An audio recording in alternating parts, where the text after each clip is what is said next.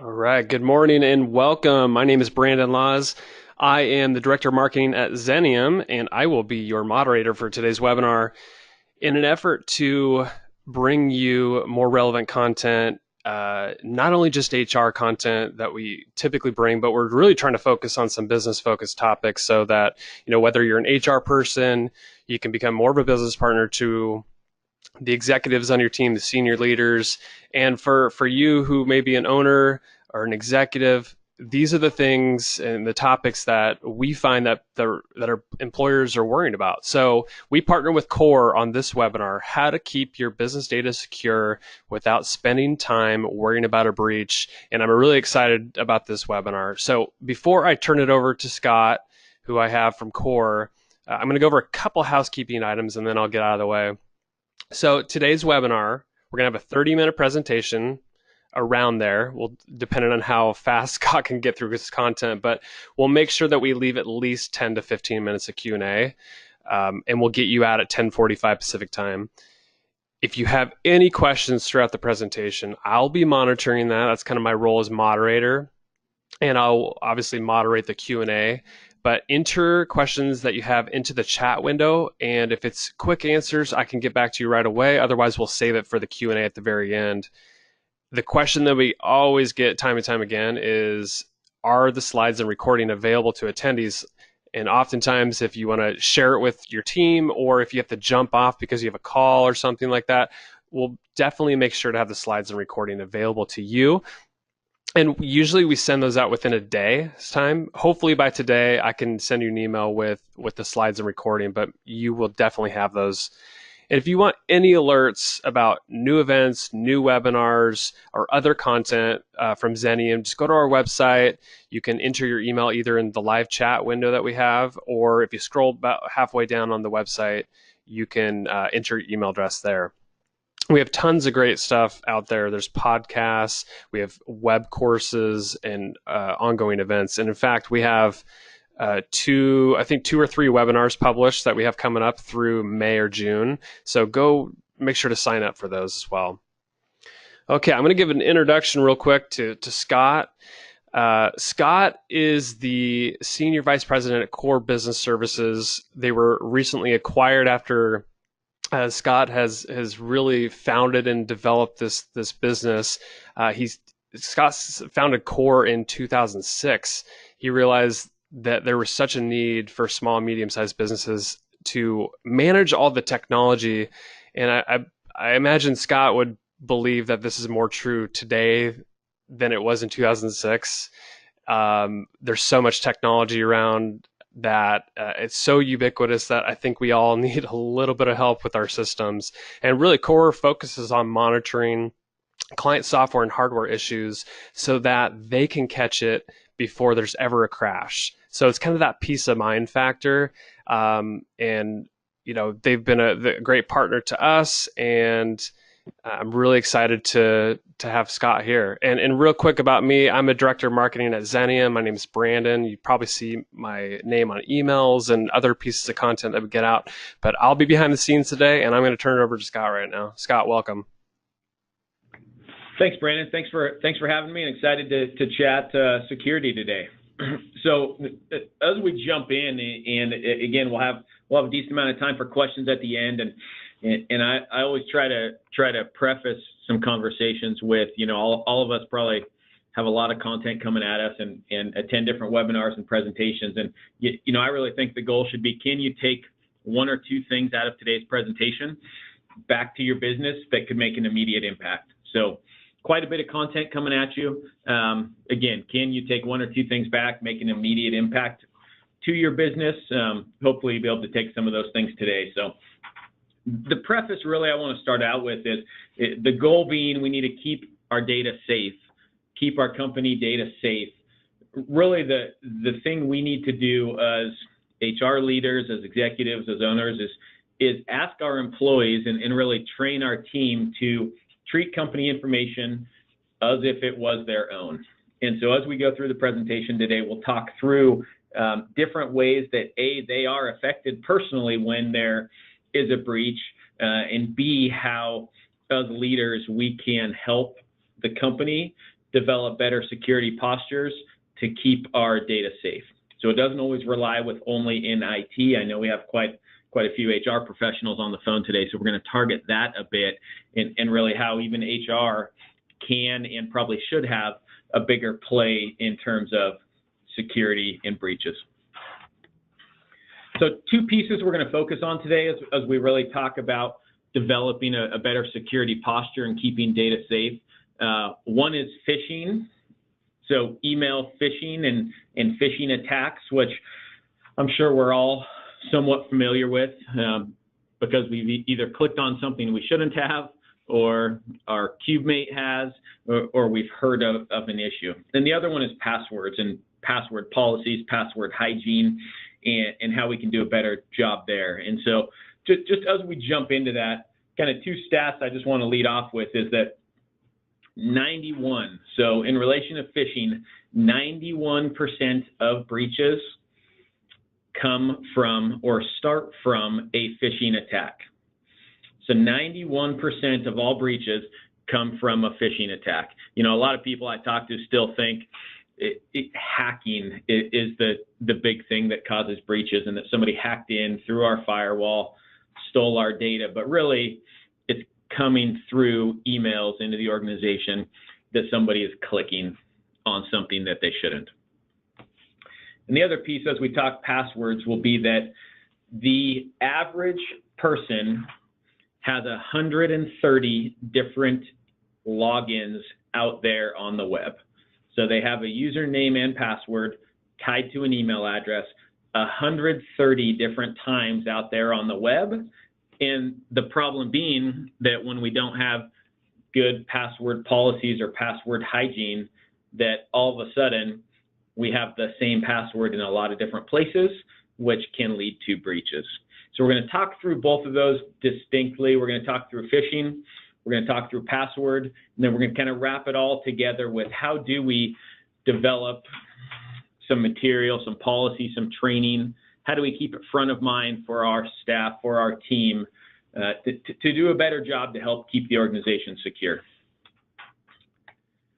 So really how that relates to even directly HR, and this is a fairly, this is not a good statistic, is that 45% of employees receive no cybersecurity training from their employer. So roughly half of all employees do not receive cybersecurity training, either formally or informally. So cybersecurity training, you'll hear me say security awareness training today. A big piece of keeping our data safe is training our people, yet half of companies aren't doing this. And this is the part that is part IT, but I would say is more HR operational than it is IT. And it's not getting done today near enough.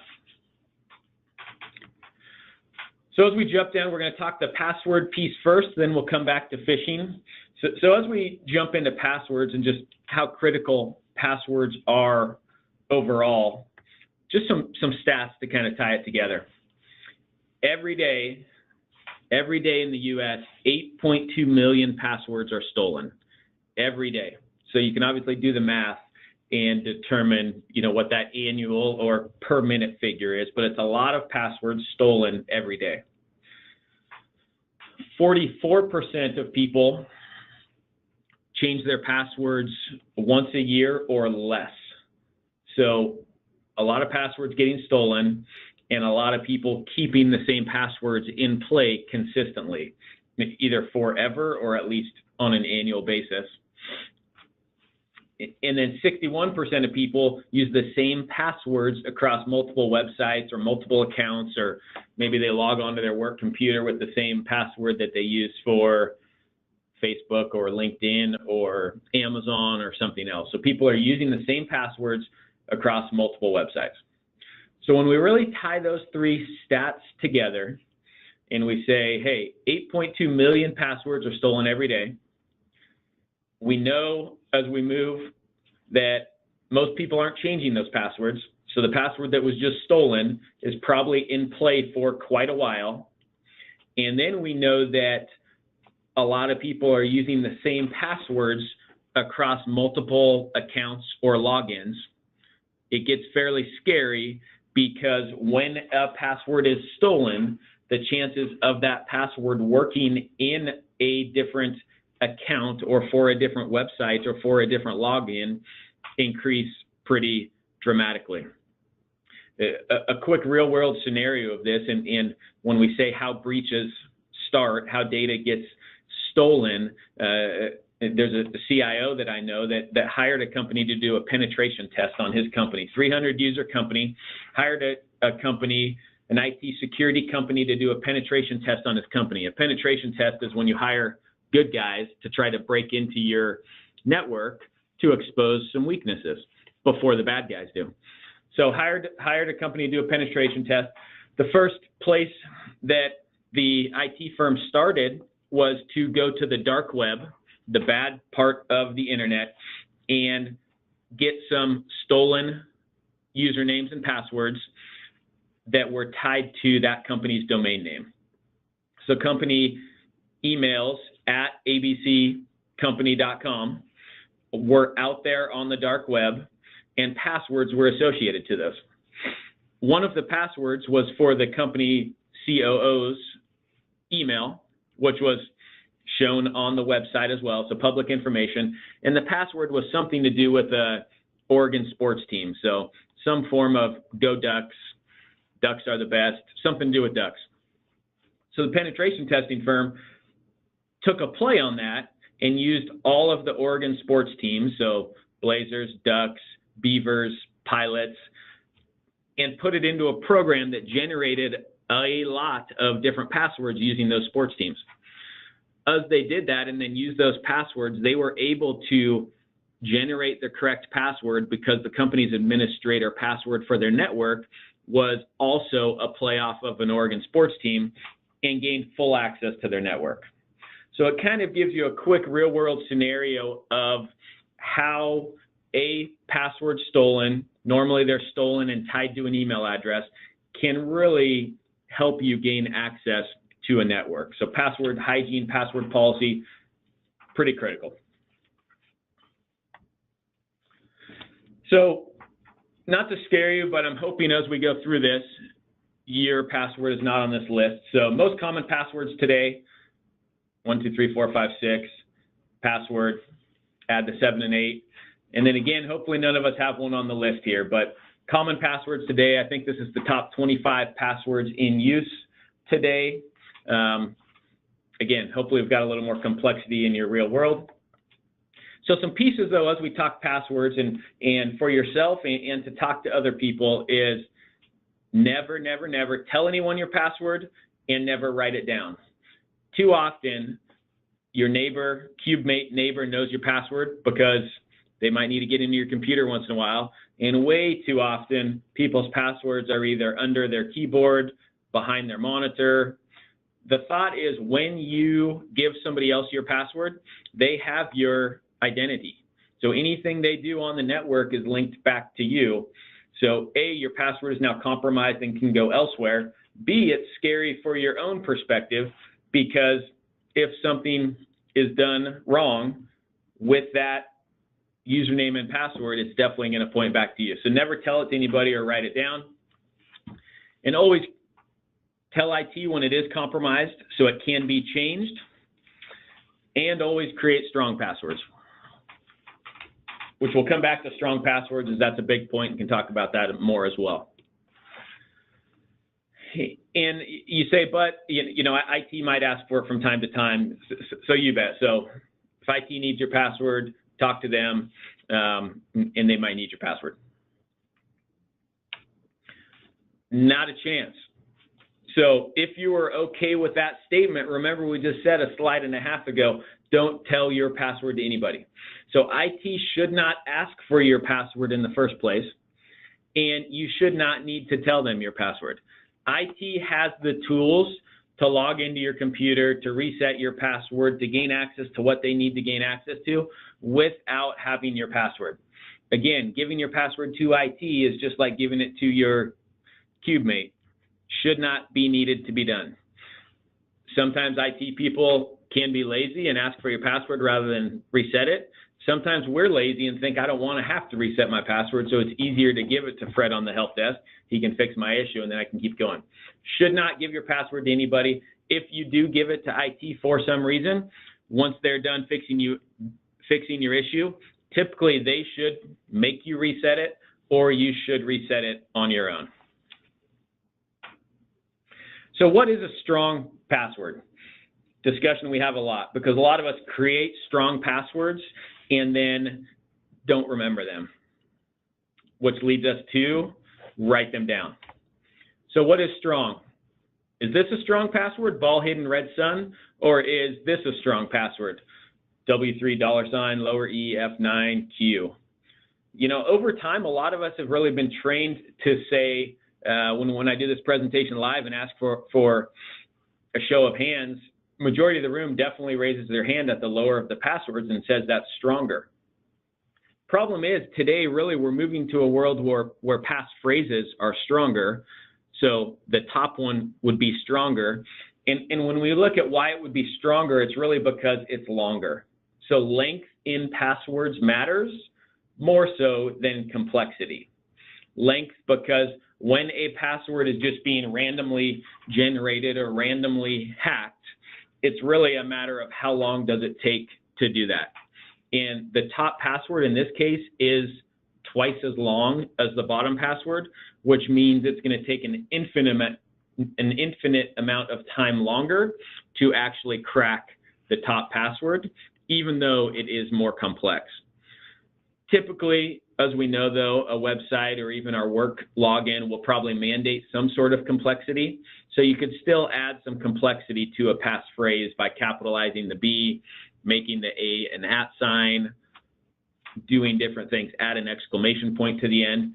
But the point being, longer passwords are better. And typically, when we make them into a passphrase, they're easier to remember. So might scan the room and find 4 objects, which is how I came up with this one. And that becomes my passphrase, which will be much easier to remember, which will lead me not to have to write my password down. And with passwords, you know, we've got to teach our people to report suspicious events and really create that security culture to where they raise their hands in the event something is compromised, where they raise their hands if their password is compromised, if they clicked on a wrong link. You know, even if they did something that caused an issue, we want to make sure our security culture says it's okay. It's better to raise your hand even if you did something bad so that nobody else does the same thing. So we need to ask our people to report suspicious events. Some of those suspicious events are not being able to log in with your same ID and password. Came in yesterday, could log in, come in today, can't log in. Definitely should be reported quickly. If your computer's running extremely slowly, should be reported. A lot of times, if a breach happens, meaning maybe malware gets installed on your computer, nobody knows about that for way too long often. So it's the kind of thing that don't just put up with it, report it, and ask IT to see if there is something on your computer that shouldn't be there.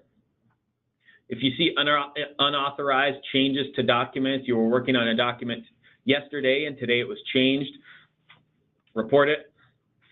And obviously receiving attachments from someone you don't know or that are suspicious, especially if they're clicked on, should be reported. So again, the point being, though, we really need to train our people as it comes to passwords and as we transition to phishing, that it's okay to raise your hand in the event you do something maybe you shouldn't have. So as we talk phishing, again, phishing being emails that come to you where they are trying to do something bad.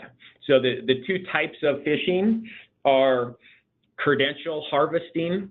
In credential harvesting, the phishing is designed to have you enter your credentials, probably username, password, email, and password, into some sort of website that is not going to do what you think it's going to do. All they're doing is stealing your passwords. So credential harvesting, or the other type of phishing is where they're trying to get you to click on something to download a malicious payload. So credential harvesting, where they're trying to steal credentials. malicious payload phishing, where they're trying to download malware or a virus onto your computer and then gain access to your network that way. So we're going to talk about both of those different types of phishing a little bit. But as we start, just some things to know on phishing. 1 in 131 emails contain malware today. Big number. It's the #1 delivery method for malware. So phishing emails, clicking on links, those links that look like invoices or POs, are delivering most malware. And it's a huge industry. Huge industry. People are making a lot of money. $3.4 billion in losses back in 2017 caused by phishing attacks. And about a third of all phishing messages are opened. That's a big number. That means a lot of people are clicking and opening messages they shouldn't be, which leads me to my favorite stat, that phishing emails have 6 times the click-through rate of real marketing emails.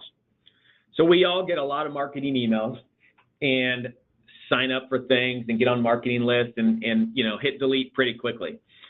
Phishing emails, though, are so good these days that they have 6 times the click-through rate. That really is a stat that goes to show you that this is a big business, right? The dark web here, this is big business. This isn't just people sitting in a basement sending out emails trying to get people to click. This is business where marketers, very good marketers, are employed by the bad guys to send out phishing emails that are very clickable. So big payroll here to execute on what they're trying to do. Big business. And so as we get to today, why is phishing such a big deal, right? Why is 91% of breaches starting from a phishing attack? And this goes back to 2016, so it's a little old, but I think it's very relevant because it's really the time when this started. And we look back, and if we look back to the beginning of the slide in January 15, we see there was, a lot of spam going out still. But back in 2015, we were getting spam, but there wasn't a whole lot of bad behind it. Most of it, we could just click delete, move on. It was an inconvenience, but it wasn't too scary. We can see in the start of 2016 there in the red, almost half or more of spam email now includes a malicious attachment.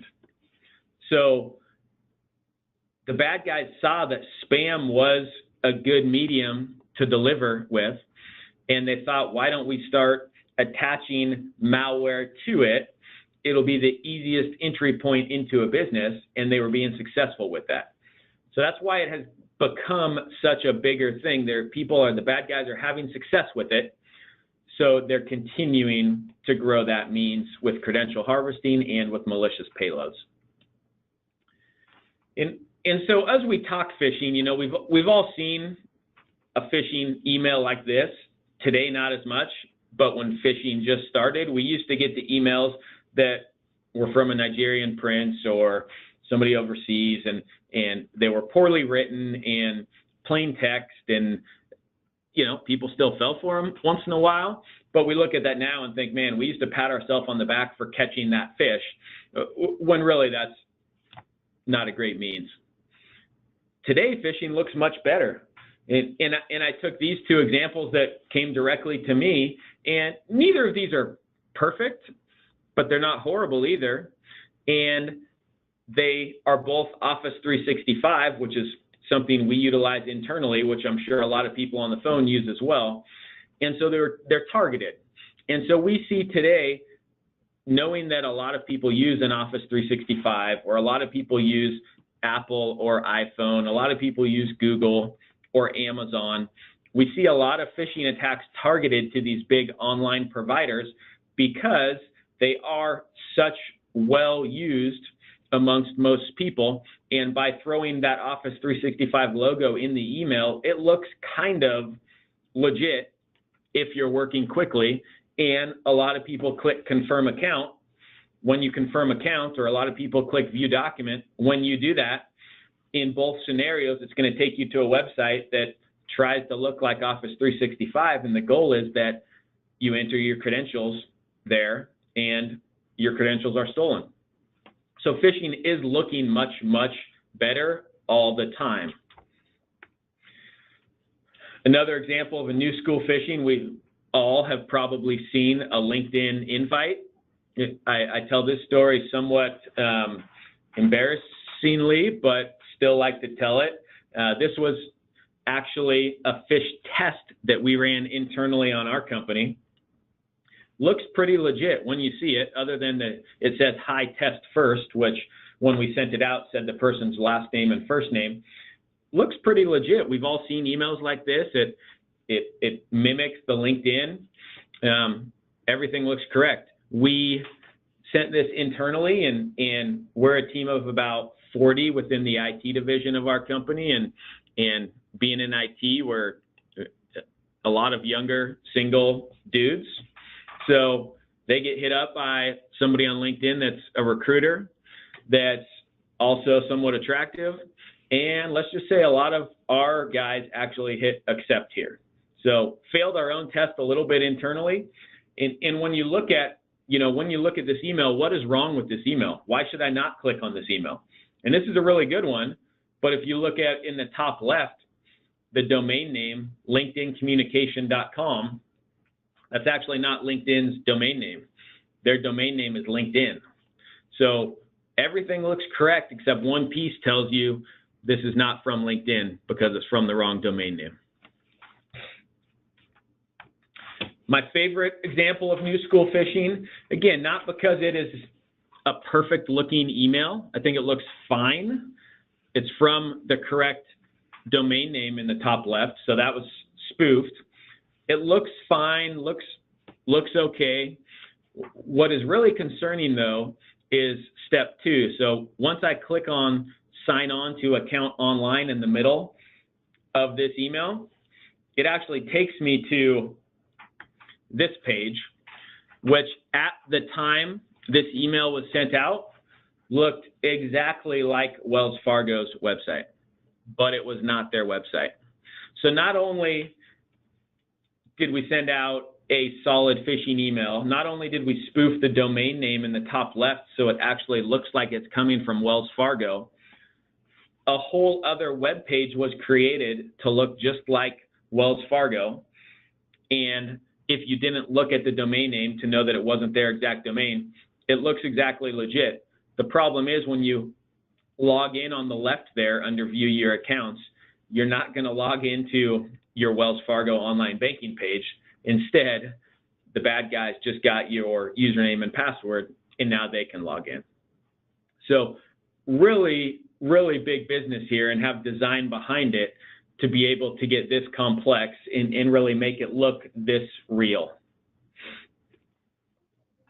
So some things just off the cuff that can be trained on to your users, right? How do we combat phishing when it is that real? And so some of the easier places, if we start at the top, is look at the domain name.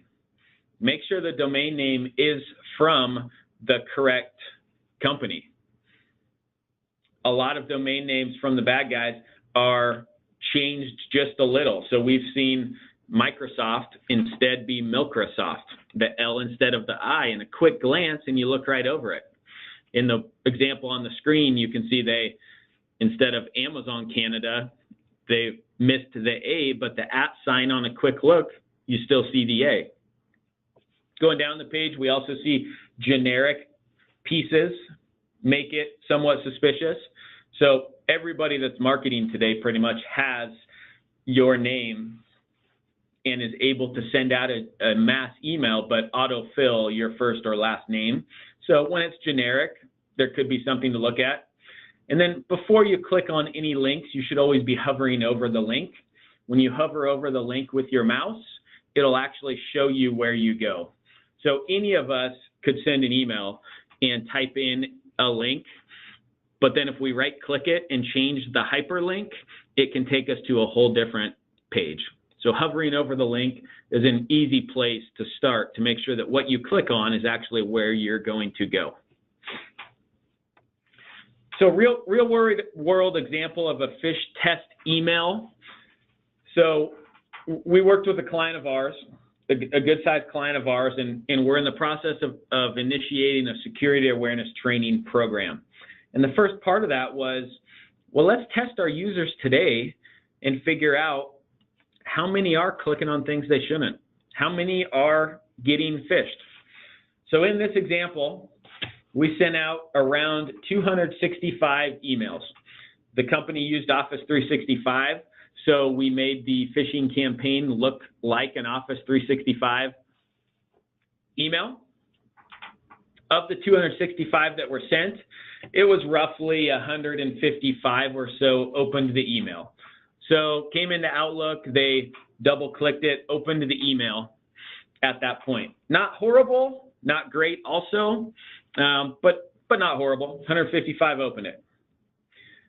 Of the 155, it was roughly 42 that actually clicked the link. So in the email was a link saying they needed to reset their password to Office 365.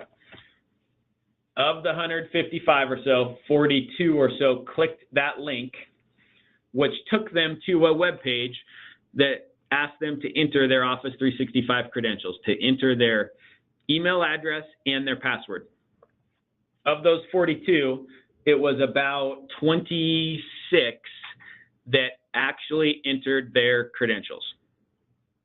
So they entered their Office 365 credentials online, which means at that point in time, the bad guys would have access to those 26 email accounts and access to the corporate network because it's the same credentials. So roughly 10% of the company entered credentials online and were harvested in this first attempt.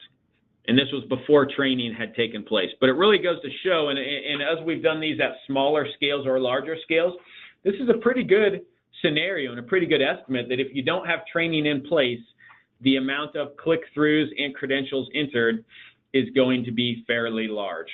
So the goal would be over time, as we do this campaign monthly or bi-monthly or quarterly, that we start to see the amount of clicked emails and credential enterings drop. And really we get to the point where when we send out a phish threat test, hopefully somebody's raising their hand and saying, shoot, I just clicked it. Hey, don't click this email, rather than being the person that typically clicks the email and then hunkers down in their queue.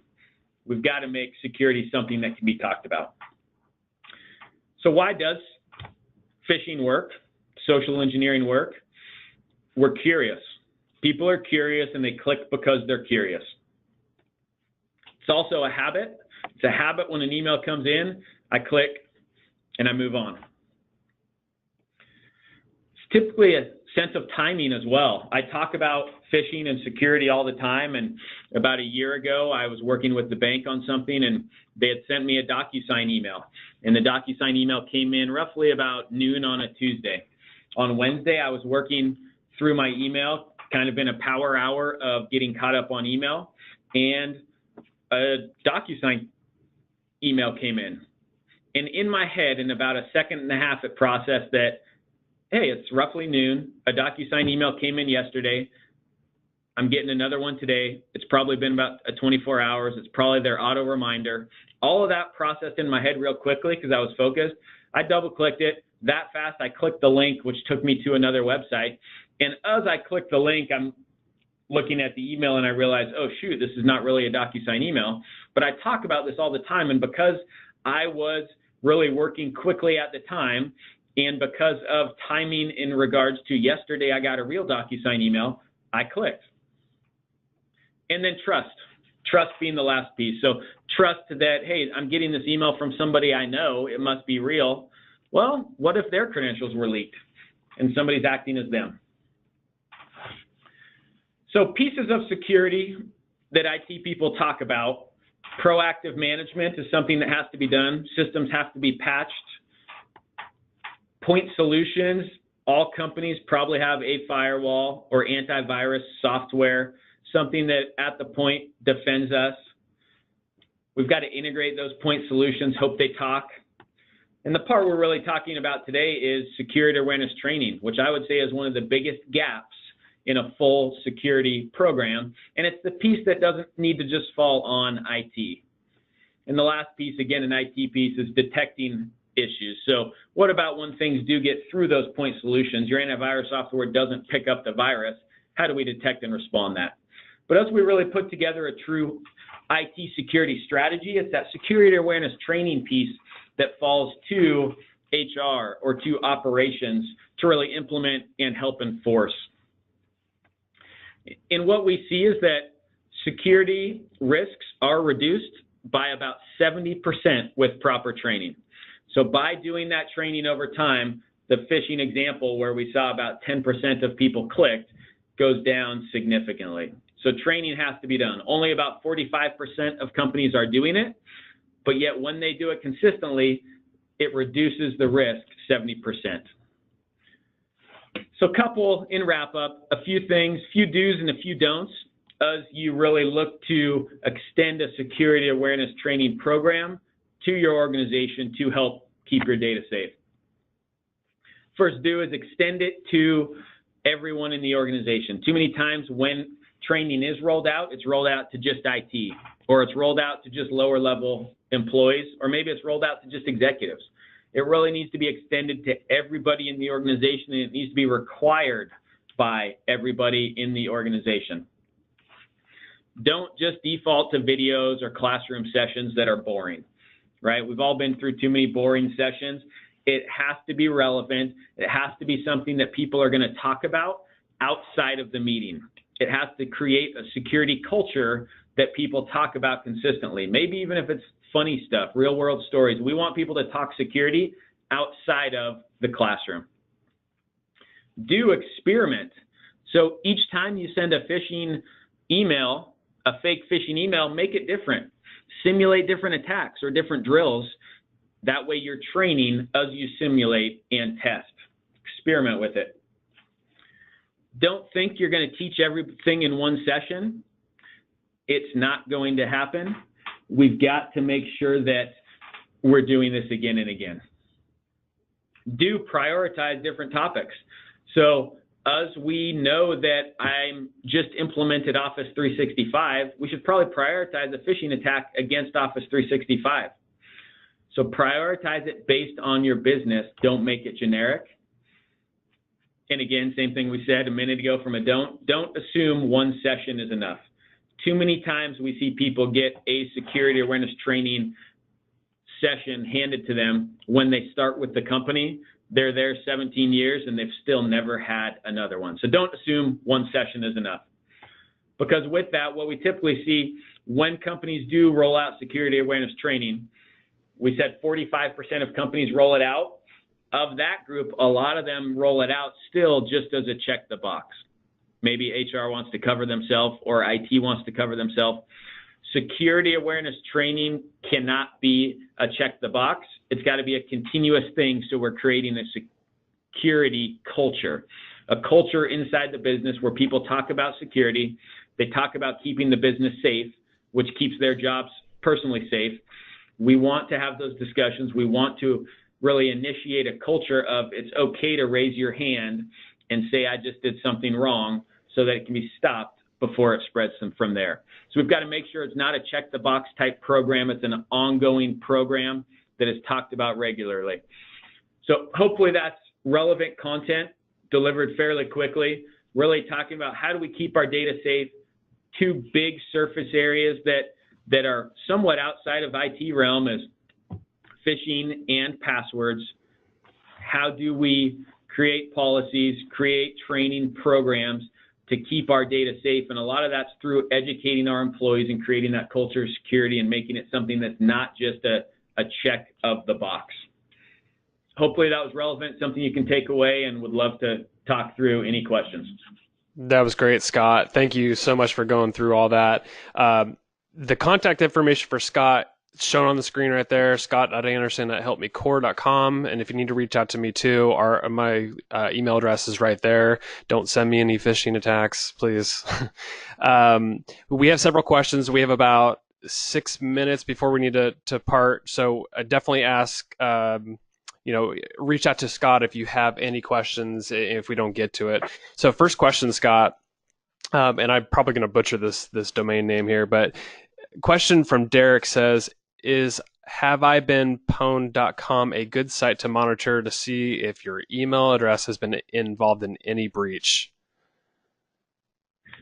I wish I could answer that exact one. So I will look at that, and Brandon, we can send that out to everybody after the fact. It is not one I use.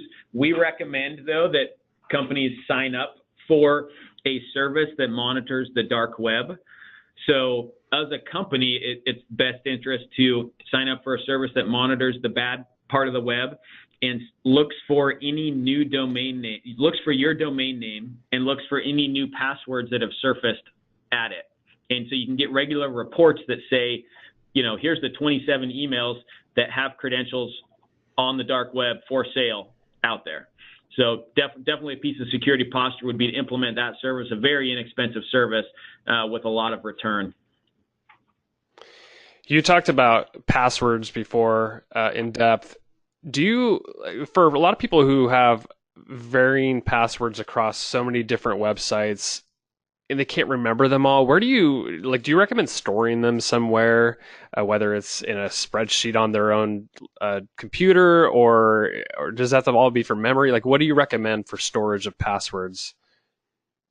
Right, and that's a real thing today, right? Everybody's got so many different passwords, and we're asking people to create multiple passwords. It's about impossible. So never store them in a spreadsheet on your computer.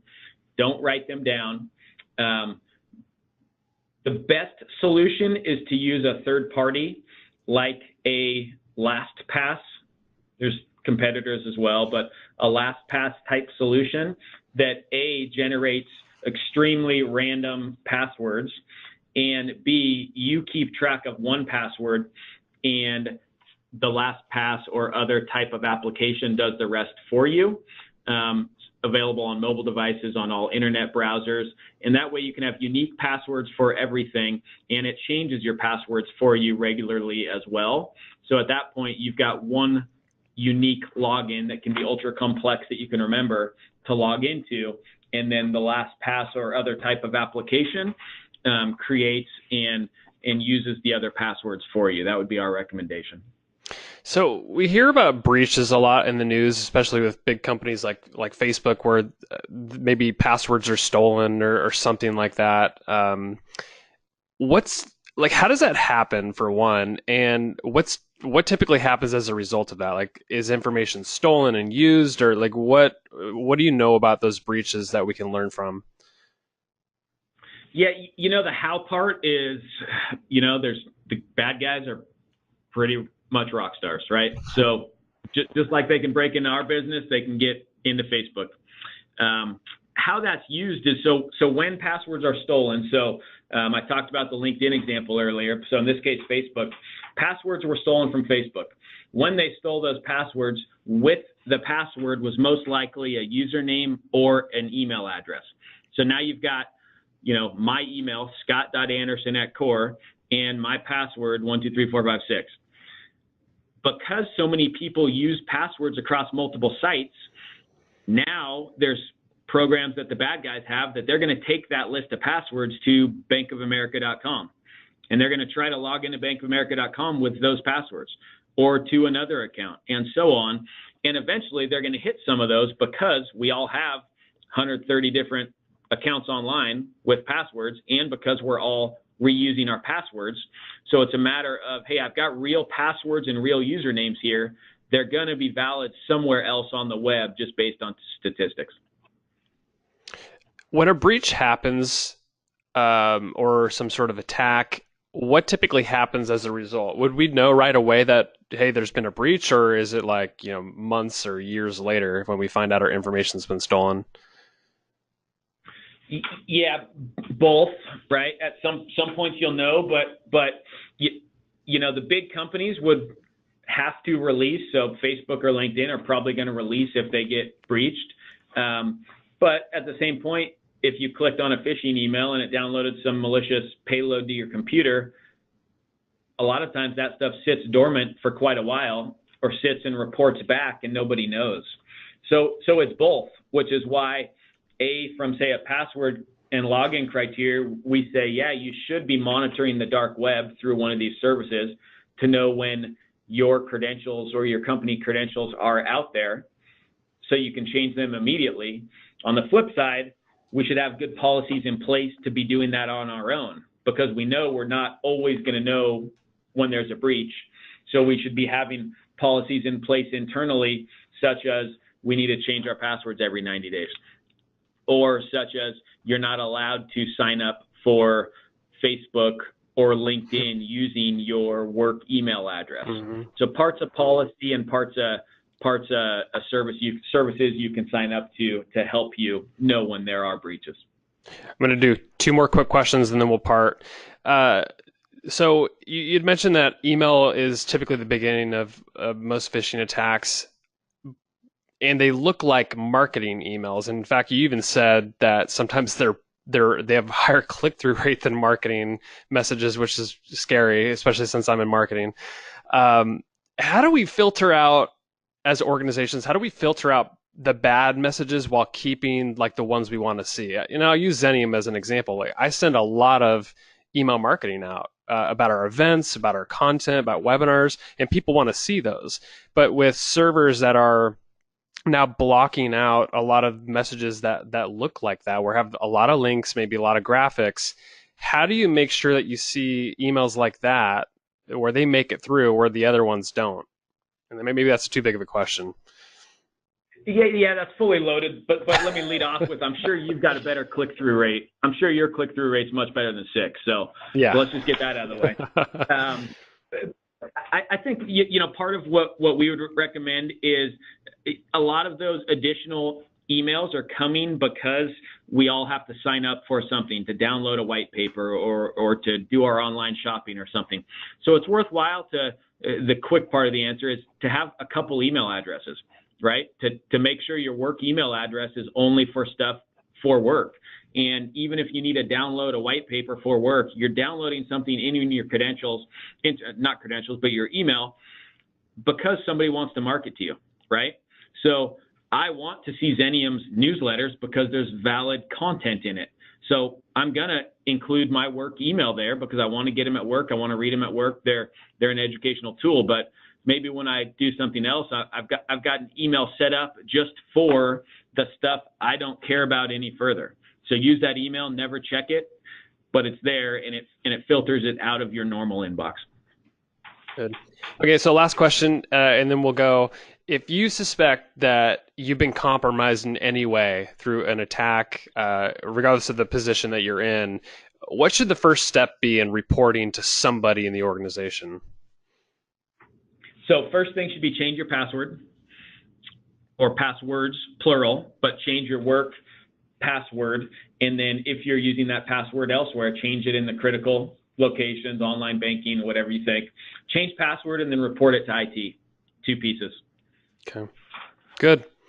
Okay, Scott Anderson, thank you so much for coming on the webinar and shedding light on this very scary, dark subject. But I learned a lot from it. I know other participants probably learned a lot from it.